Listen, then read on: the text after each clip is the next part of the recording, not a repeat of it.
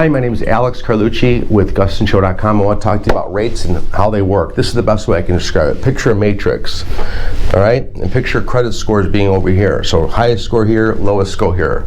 And let's say the loan to value, 3% down, 5% down, 10% down.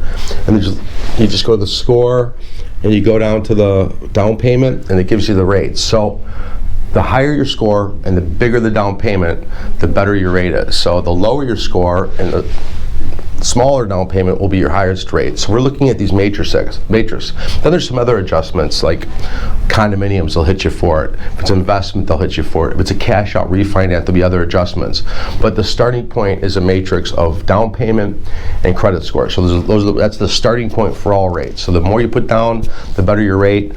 Higher score, the better your rate. So keep your scores high and keep your savings large so you can put large down payments down and get the best rate.